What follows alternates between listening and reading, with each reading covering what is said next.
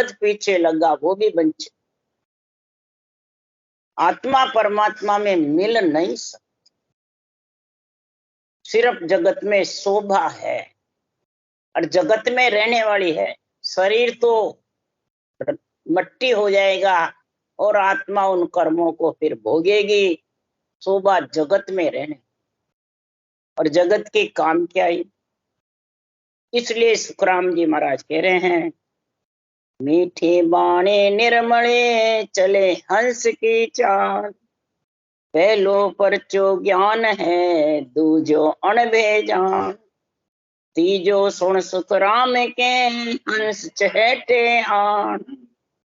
मीठी बाणी निर्मली, आत्मा को अमृत का रस पिलाने वाली ये अमृत वाणी है, केवल ज्ञान है, अणबे ज्ञान है।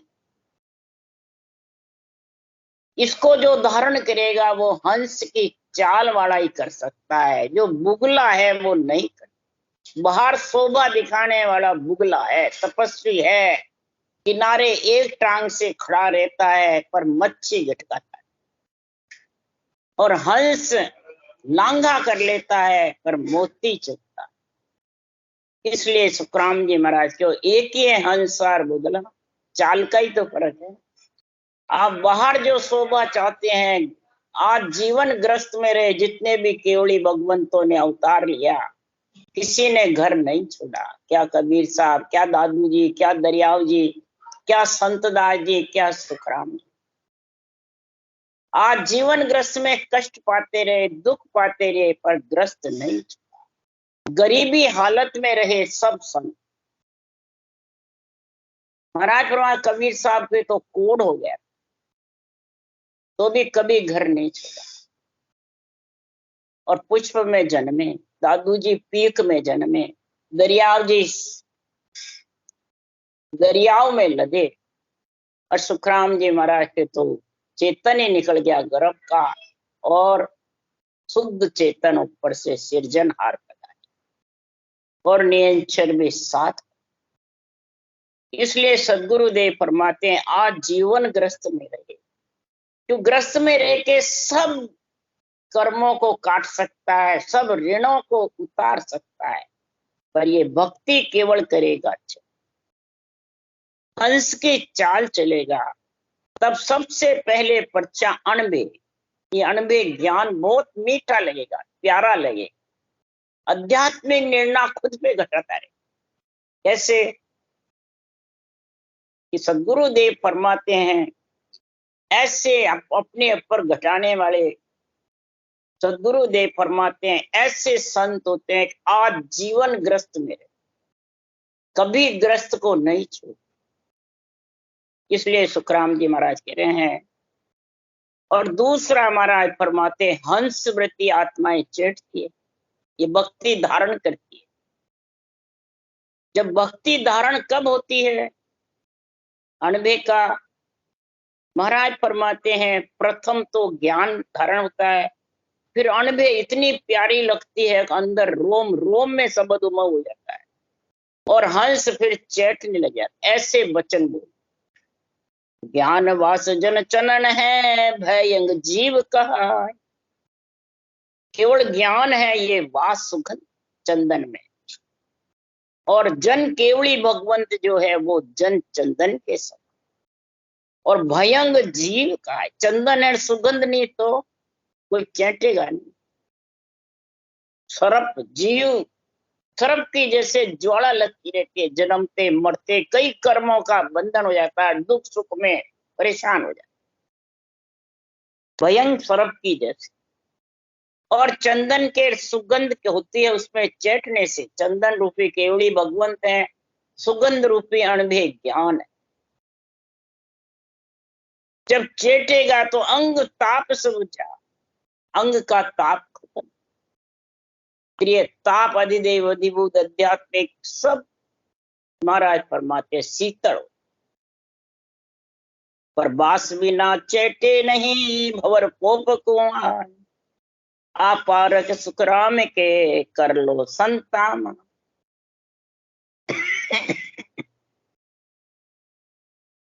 संत तो बन गए, चादर तिरपणी पात्रा केस उतार करके और मूंगती लगा के महंत गद्दीधारी भी बन गए, शंकराचार्य भी बन गए, परंतु सुगंध कौन सी है?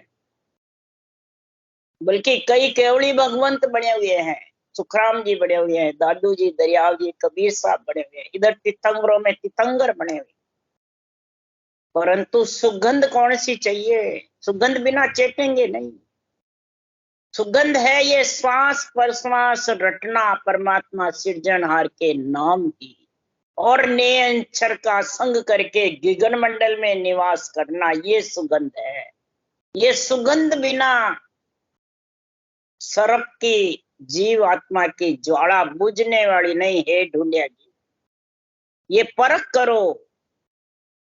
ज्ञान ज्ञानी बनके ज्ञान तो बहुत करते हैं, चाहे जैन धर्म में हो, चाहे सनातन धर्म में हो, चाहे संतों के मार्ग में हो, चाहे इधर कबीर पंथी हो, गुरु नानक पंथी हो, चाहे महाराज फरमाते हैं मुसलमान पंथी में हो, चाहे चरणदास जी में हो, पलटू साहब में हो, सबने केवल ज्ञान कथा, और वो सुगंध थी केवल ज्ञान की। परंतु ये पारख कौन करे? साखे तो सब बोलते हैं, केवड़ी भगवंतों के साखी शब्द कह रहे बिना अर्थ विचार, साखा के सुखराम के सो जड़ बड़ो गिमार, सीख ज्ञान कहता फिरे से रुलिया जगमाय, भले सुन नाम लिवारी हो, भले नाम लिवारी भी हो, जब तक साखे बोलता रहेगा, बेरंग अर्थ करेगा, तब तक महाराज फरमाते वो रुड़ियार है, रुड़िया। बेरंग अर्थ कैसे? उसके लिए सुखराम जी ने शास्त्रों का उदाहरण दिया। गोपी चंद जी की माता मदालसा थी, उज्जैन नगरी के राजा भरतरी थे, दोनों मामा बुआ के भाई। गोपी चंद जी माता ने, गोपी चंद जी ने पूछा ज्ञान, तो माता मदालसा ने ज्ञान दिया। ब्रह्म ज्ञान उनके पास था, ब्रह्म ज्ञान की महिमा है, और कहा हे पुत्र, माता मारे धी धरे गौ सपुच्छी खाई, ब्राह्मण मारे मद पिए सो नर मुक्ति पड़त।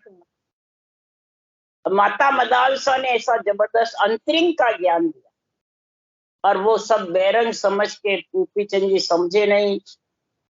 जितने राजक्रिया में ब्राह्मण थे उनसे पूछा, तो कहा माता को मारना, धी यानी पुत्री के साथ संगम करना, गौ समेत पूत समेत पुच्छी खाना, ब्राह्मण को मारना, और मद यानी दारू पीना, शराब पीना, मुक्ति पड़ जाए, तो सीधा नरक में जाएगा, मुक्ति में जाएगा। अब गोपी चंद जी दुखी हो गए और खूब उलट पुलट करने लगे। तो माता मदालसा ने पूछा बात क्या हुई? तो आपने ऐसा ज्ञान दिया मेरे को नरक में जाने। तब माता ने कहा कि तूने क्या इसका रस सोचा भाई? सब माता मदालसा ने अर्थ बताया अंतरिंग का। माता मारे यानी ममता को मारे, धी यानी बुद्धि को, एक एक शब्दों के कई अर्थ है। धी यानी बुद्धि धर के ममता को मारे, और गौ यानी इंद्रियां। महाराज फरमाते इंद्रियों को काबू में करे, 14 सेण किया हम पहले, 14 को सेण किया, चित्त मन बुद्धि अहंकार, और 10 ज्ञान इंद्रिय और कर्म इंद्रिय। ये किससे सेण होंगे? कि सांस वो सांस रटना करोगे जबरदस्त, और नियंच रूपी निज नाम आएगा जब ये इंद्रियां काबू में होगी, नहीं तो होने वाली। ब्राह्मण मारे यानी रजोगुण को मारे, और परमात्मा के नाम का जबरदस्त मद यानी अमृत पीवे, तो वो आत्मा परमात्मा में मिल सकती है। मदालसा ने ऐसा ज्ञान दिया, ब्रह्म ज्ञान, बोले सांस सांस में रटे तो भी ऐसा ज्ञान दिया। तब गोपी चंद जी को ज्ञान आया। इधर गोरखनाथ जी ने ज्ञान दोनों को दिया। गोरखनाथ जी जब भरतरी उज्जैन संकरी छोड़ आए, तब गोरखनाथ जी ने कहा कि जगत में आपके स्त्री पिंगला है, उससे माता के भिक्षा लेके आओगी, वो दे देगी, तो फिर तुम बैरागी समझे जाते हो, नहीं तो नहीं। तब जाके भरतरी दरबार में जाकर बोले, माता पिंगला भिक्षा दे। माता पिंगला भिक्षा, स्त्री को माता के। तब फिर वो पिंगला ने सोचा, तब फिर उसने भिक्षा दी, तब गोरखनाथ जी ने अपनाया। कोई शरीर में वेग पहनने से कोई बैरागी नहीं बनता है, उसमें अंदर लक्षण होने चाहिए। इसलिए सुखराम जी महाराज कह रहे हैं कि प्रथम कल्पे बाप माए जोरू रोवे जो, कै सुखदेव सन ढूंढिया दया कहाँ रही तो। अरे तिरपेणी में जड़ नहावता मारो जीव अपार, कै सुखदेव सन ढूंढिया दया कहाँ तुम ला। सिर्फ दया पालो, दया पालो। और किसकी दया करते हो? पहले प्राण आत्मा की, पंच तत्व शरीर की, और इस आत्मा को कहाँ ले जाना, ये दया करो, परमार्थ करो पहले खुद की आत्मा का। खुद की आत्मा का ठिकाना ही नहीं, उसको कष्ट दे रहे हो। इधर माता पिता पैदा करने वाले को छोड़ा, स्त्री परण कर स्त्री को छोड़ा, बेटे बेटी को छोड़ा, अब वो रोते रहते हैं। बता दया कहाँ रही है ढूंढिया जी? तुम पात्रे में नहाओगे पानी से तो अपार जीव मरेंगे, और तुम जानते हो हम पानी ज्यादा नहीं ढोले, और अपार जीव मरते हैं जितने मसलोगे। एक तो कलकल डोलते और एक अपार जीव पड़ते हैं जरा जरा सा ना। तो क्षमा दया और शील को सजे सुरगा को नर जाए, कै सुखदेव सुन ढूंढिया विषे रस वाखा। दया करते हो, क्षमा करते हो, शील व्रत धारण करते हो, इंद्रियों का दमन करते हो, पांच प्राण आत्मा को कष्ट देते हो, तो स्वर्ग में देवता योनि में चले जाओगे, पर वहां भी विष रस ही खाओगे, और क्या खाओगे? यहाँ छोड़ो वहां खाओ, वहां भी शब्द रूप रस गंध स्पर्श का साथ है स्वर्ग लोक तक। जब भी तो इंद्र को लक 84 में जाना पड़ता है। 14 बेर इंद्र पद पायो, वो मकोड़ो कृष्ण बताए। लक 84 छूटने वाली नहीं है। शील तप को साज के स्वर्ग लोक नर जाए, यहाँ छाड़े सुख राम के देवलोक में खा। शील व्रत धारण करते हो, तपस्या करते हो, बोले कोई की तुम साधना करो, देवता योनि में स्थान मिल सकता है। ज्यादा से ज्यादा तपस्वी सो राजेश्वरी, राजेश्वरी सो नरकेश। इस प्रकार से महाराज फरमाते हैं, यहाँ विषय छोड़ते हो और आगे खाते हो। क्यों? लिव बिन पकड़े ज्ञान सो वहां पोर पलक बस होय, लिव सो आपे बंद गही 3 5 25। लिव बंद सिवरण के बिना तुम इनको पकड़ने की कोशिश करते हो, ये कितने दिन हो गए? पोर पलक, किसके सुनते हैं जितने, और किसी के घंटे 2 घंटे, 1 पोर 3 घंटे, फिर वापिस वैसी की। और लिवन सिवरण से स्वतः ही महाराज परमाते ये पकड़ने आए। 3 गुण, 5 विषय और 25। इसलिए सदगुरुदेव फरमाते हैं, ये लिवन सिवरण ही आत्मा को परमात्मा में पहुंचाने। देवलोक सुख भुगत के उलट पड़े धर्मा, पीछे सुन सुख राम के चहु खान में। उलट पड़े धर आए, ये आत्मा वापिस उलट करके धर मृत्यु लोक में आ जाती है, और चारों खान में आती है। इंड खान में, अंकुर खान में, जर खान में, बुद्ध खान में पैदा होते रहते। तपसो उल्टी इंद्रियां बलात्कार सुन हो, कै सुखदेव बिन नाम रे मुगतन होवली को। इंद्रियों को भले तुम बस में कर लो तपस्या करके, परंतु निज नाम के बिना आत्मा किसके संग मोक्ष जाएगी? ये प्रकृति के संग मोक्ष जाएगी या परमात्मा के नाम के संग जाएगी? ये सोचो, विचारो, समझो। प्रकृति तो सब मट्टी में मिलने वाली, एक धूल की चूटी हो जाएगी प्रकृति। प्रकृति के अलावा श्वासा भी निकल जाएंगे और आत्मा को कर्म भोगने पड़ेंगे। इसलिए परमात्मा के नाम के बिना ये आत्मा किसके संग आगे जाएगी? ये सोचो, विचारो, समझो। और खाएगी भी क्या?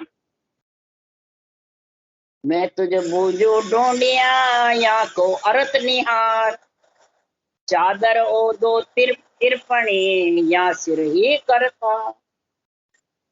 चादर, पात्रा और मूंगती और केस उतारना, इनसे अगर परमात्मा मिल जाते तो तुम अर्थ तो कम से कम सोचो। फिर ग्रस्त में सिरजनार भेजते ही नहीं, फिर ग्रस्त में आने की जरूरत ही कहां। 3 लोक 14 भुवन तक लक 84 छूटने वाली नहीं। इसलिए 3 लोक है, सुरग, मध्य, पाताल। महाराज फरमाते हैं यहाँ तक लक 84 का संग है, और आत्मा निकली हुई को फिर लक 84 दिखती रहती। वो सुख प्यारे नहीं लगते हैं, स्वर्ग के, देवता लोग के प्यारे नहीं लगते हैं, कि उनको नरदेही में तो दिखती नहीं है, और उनमें वो छाया परछाई दिखती रहती है। यहाँ जाना, यहाँ जाना, यहाँ जाना, यहाँ जाना। वो कभी आत्मा खुद सुखी नहीं रह सकती, पछताती रहती है, और नरदेही मांगती है आत्मा। फिर प्रभु प्रभु मानव तन दीजे, भरत खंड के माए, केवल भक्ति करा संत सेवा, और करा कछु। जब नरदेही मिलती है तो केवल भक्ति, संतों की सेवा, यानी ज्ञान समझते नहीं, जीव बुद्धि रहती है। और जब शरीर छूटता है तब कर नहीं सकते, भोगियों नहीं आए, जो पछताना पड़ता। इसलिए ये परम पछतावा, तो शरीर छत्ते कर ले तो शरीर छोड़े बाद पछताना नहीं पड़ेगा। इसलिए फ्रूट नहारा कर्म है, घड़िया से करता, काट सूत जो ब्रह्म है, जड़ जो सिर भरता। ऐसे कर्मों का फल सबको भोगना पड़ता है। क्या राजा, क्या रंग, क्या क्या साधु, क्या संत, क्या बैरागी, क्या ढोलिया, सबको भोगना पड़ता। क्योंकि सृष्टि करता परमात्मा तो काठ में, मणियों में, सूत में, जड़ में, वृक्ष में, बीज, सब में व्यापक है। कहीं भी सृष्टि करता परमात्मा मत सोचो कहीं नहीं है, सब। जैसे जड़ ऊपर जो तेज है, तेज ऊपरे बाय, बाय ऊपरे आकाश जू, तासिर अवगत गाय। जड़ के ऊपर तेज है अग्नि, तेज पर ऊपर है हवा, और हवा के ऊपर है आकाश, और उसके सिर पे अवगत परमात्मा का पद। पंच तत्व के ऊपर परमात्मा का पद है, और उस परमात्मा के पद के आशीर्वाद से तन को खावंद सांस है, सांस सा अंछा हो, अंछा खावंद ब्रह्म है, कर्मा को मन जो। इस कर्म बांधने वाला मालिक कौन है? मन। और कर्म काटने वाला भी यही है।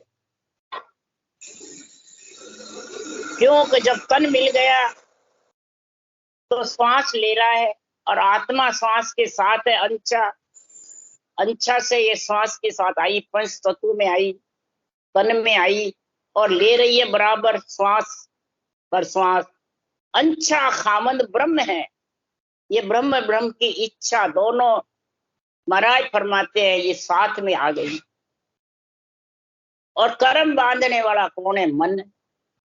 और काटने वाला भी जब इसको अनुभव ज्ञान की समझ आ जाएगी तो यही काटने वाला, यही रटना में लगेगा, यही रटना से प्रेम करेगा, ब्रह्म ज्ञान से प्रेम करेगा। तब इंद्रियों को ये संदेश देगा, इच्छा को, शरीर को, और आत्मा के संग ब्रह्म के साथ लग जाए, तब इसको ऐसा प्रेम आएगा। हे ढूंढिया जी, तब जाके आत्मा परमात्मा में। आज के दिन ओपना क्या कर्म खालार, 305 प्रगटिया सो मुझे कहो विचार। हे ढूंढिया जी, जिस दिन ये उत्पन्न हुआ, गर्भ में आया, मृत्यु लोक में शरीर धारण किया, तो कौन से कर्म साथ थे ब्रह्म से बिछड़ के आया जब? ये मेरे को तू सोच विचार करके बता कि माँ परले हुए, तो माँ परले में 5 ही बिले होए सब जान, पाछा कांसों प्रगटिया सो बिरते हो मुझे। माँ परले में सब उसमें समा गए ब्रह्म। 5 तत्व भी नहीं रहे, न आकाश रही न पृथ्वी, सब जड़बम भी जड़बम हो गए। अब पीछा कैसे आए? 5 तत्व जब खत्म ही हो गए तो पीछे कैसे बढ़े? ये बता मेरे को, इसका निर्णय बता, इसकी समझ करा।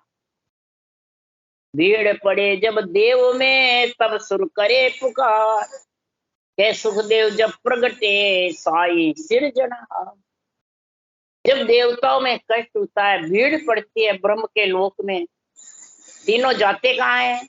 मृत्यु लोक खत्म होता है और मृत्यु लोक की वापिस 3 लोक की वापिस होता है स्वर्ग तक। ब्रह्म के लोक चारों स्थिर रहते हैं, जीव ब्रह्म, चिदानंद ब्रह्म और होनकाल ब्रह्म और आनंद ब्रह्म, ये चारों स्थिर रहते हैं और तीनों में आत्मा रहती है, जीव ब्रह्म, चिदानंद ब्रह्म और होनकाल ब्रह्म। आनंद ब्रह्म में गए बात तो फिर वो आत्मा का भान ही खत्म हो जाता है, परमात्मा रूप होती है, वहां से आने की रीत नहीं, और 3 ब्रह्म के लोक से आने की रीत है, और 3 ब्रह्म के लोक से आनंद ब्रह्म जा भी नहीं सकता, मृत्यु लोक से जा सकता, तो फिर ये मृत्यु लोक में आ जाता आनंद ब्रह्म मिलने के लिए, ये मृत्यु लोक में आ जाती है।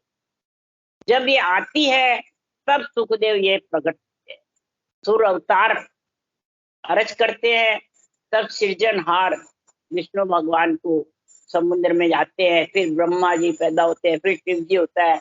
इस प्रकार सृष्टि रचना होती है और सृष्टि रचना होकर 3 लोक 14 वन बसता है। इसके लिए ये केवल भक्ति करके, संतों की ज्ञान धारण करके परम पद में मिलने चाहिए, जो 3 ब्रह्म के लोक में मिल नहीं सकते। इसलिए सदगुरुदेव फरमाते हैं ये केवल जो ज्ञान है, केवल ये जो भक्ति है, जो अनुभव ज्ञान है, ये खड़क है, खड़क तलवार। इस तलवार का गुण बता रहे महाराज, इस केवल ज्ञान का कैसा गुण है? ज्ञान खड़ोकर आगरे ए तापका न हो, जहाँ जहाँ से मेरा संचरे ताता से पट हो, ताता से पट हो आप रो कबू न जाने, आ अणभे की रीत न्याव अर्था पर आने, या मैं बुरो न मानिए जे कजी आप में हो, ज्ञान खड़कर आगरे एता पखान हो।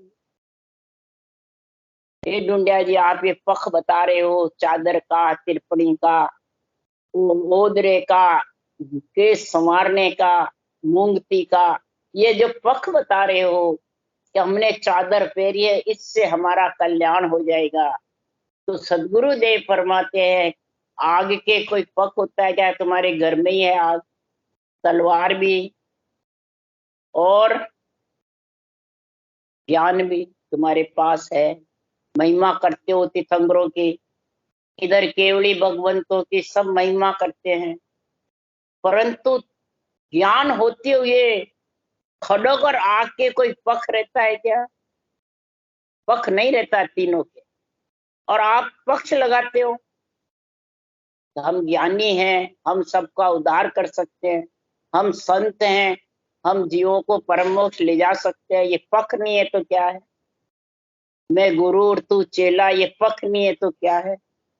और देवताओं को हल्का मानते हो, और देवताओं से ही सृष्टि की उत्पत्ति होती है। वो अर्जज करते हैं जब सृजनहार ब्रह्मा विष्णु महेश को पैदा करते हैं, तब सृष्टि उत्पत्ति होती है, तब ये 5 तत्वों में आत्मा वापिस आती है।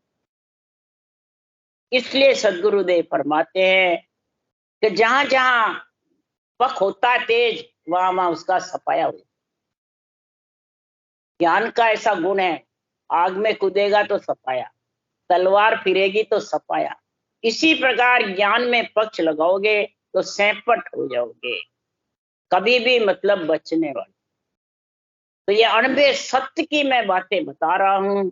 अणबे सत्य जहां भव नाही और सकल है कहनी, इसके अलावा सब कहना ही है। अणबे जो केवल ज्ञान है वो सत्य है, इसके कोई पक्ष नहीं है, बाँचने वाला हो चाहे सुनने वाला। जो थोड़ा घना भी पखा होई तो निरपक बात कहे नहीं। थोड़ा घना भी पखा लगाएगा किसका? रूप का। मैं हूं तो ज्ञान कतरा हूं, कोई महाराज परमात्मा से पटूगा। अणबे ज्ञान अंदर में उतार नहीं सकता।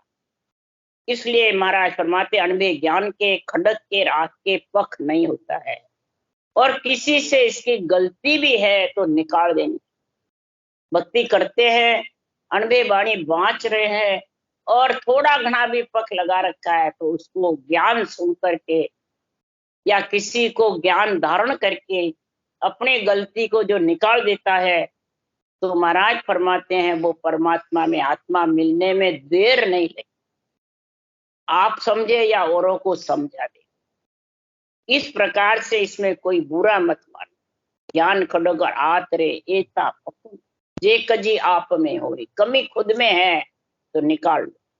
इसलिए सदगुरुदेव फरमाते हैं मैं तुझे बूझो डोडिया मुँह आजड़ किम होय, भेद बतायर चालियो गुरु की सोगन। तो ये तीनों का मेरे को तू बता के जा, नहीं तो यहाँ से उठ के गया तो तेरे गुरु की सौगन। मरा हुआ जड़ और बेकार अन्न कौन सा है, मेरे को इसका निर्णय बता। अरे पाप पुण्य दोष किस विद जी में आन, निकमो अंकिम जाए सो मुझे कहो नहीं बखान। किस प्रकार से पाप पुण्य बिना तू जीम सकता है, किस प्रकार से जल पी सकता है, अन्न खा सकता है। सब में जीव हत्या होती। अहिंसा परमो धर्म किसको कहते हैं, ये तू समझा दे मेरे को। टूंडिया जी से कह रहे, नहीं समझावे तो समझ ले। तू पीवे जिन नीर को पावे बन होला, ओ फल फूला आवसी कण ओ निर्फल जाए। तुझको देवे रोटियां जाने पुन कर पाप, दोष किसे विद टालिया और कीजे आ। ये अर्थ आकर के बता तू, तो तेरे को जो रोटी खिलाते हैं, जल पिलाते हैं, तेरी जो सेवा करते हैं, उनको पुण्य होगा या पाप होगा? उनको क्या होगा और तेरे को क्या मिलेगा? मुख सो जाड़ा नास में बह इदक करोर, मुख रो क्या सो क्या भयो जीव तो हते जरूर। जीव तो नाक से सांस गरम गरम निकलता है, उससे जीव मरता। तो नाक को कैसे बंद करेगा? सांस घुट जाएगा और खत्म हो जाएगा। तो वास किया सो दोसरे जे सुनो उत्तर जाए, तो सिंह जासी मोख ने उदन तीसरे का। अगर भूखे रहने से, वास करने से अगर दोष उतर जाते हैं, आवरण साफ हो जाता है पाप पुण्य का, आत्मा परमात्मा मिल जाती, तो सिंह तीसरे दिन खाता है, वो मोक्ष में जाएगा। पहले ए परपंच सब छोड़ दे, शिवरो सिरजनहार, कै सुखदेव सुन ढूंढिया जो तुम उतरो पार। ये सारे परपंच को छोड़ दे और परमात्मा के नाम का सिमरण कर आजीवन ग्रस्त के शरीर को ग्रस्त में रख ले, और ग्रस्त का सारा दुख सुख भोगता रहेगा और प्राणी मात्र की सेवा करेगा, प्राणी मात्र को राम रूप समझेगा, प्राणी मात्र की दया करेगा और भक्ति में लीन रहेगा। उसके लिए सुखराम जी कह रहे हैं जीव दया दिल राखे धर्म कीजिए, मत कर डामा डोल राम रस पी। लीजे तो अन्नदान पूरे, लीजे ब्रह्म को भे। भूखे को अन्न का दान, प्यासे को जल का। जो जीव बेचारे अनमोल है, जो बोल नहीं सकते, जो घर छोड़ के चले गए, शरीर में नहीं है, और उनको तू अन्न का दान धर्म पुण्य ये करके और ब्रह्म की भक्ति कर, जीव की दया, ऐसा ब्रह्म ज्ञान का उच्चारण कर निरपक्ष, जो वो जीव सुन करके अपना ब्रह्म का भान हो करके और महिमा करेंगे, वो जीव नरदेह में आके भक्ति करने लगे। ऐसी महिमा ये ढूंढिया जी जिसके घर में ये ब्रह्म भक्ति है, ब्रह्म ज्ञान अनुभव का सत्य निर्णय है।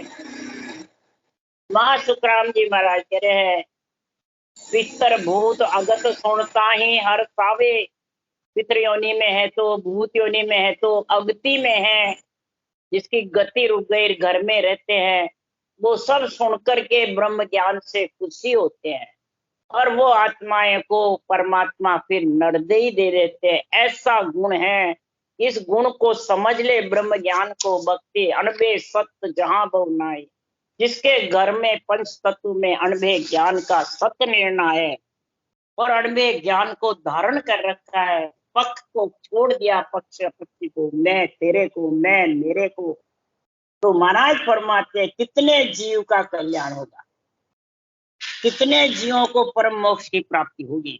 इसलिए इति श्री ढूंढिया का सम्मान संपूर्ण। राम राम।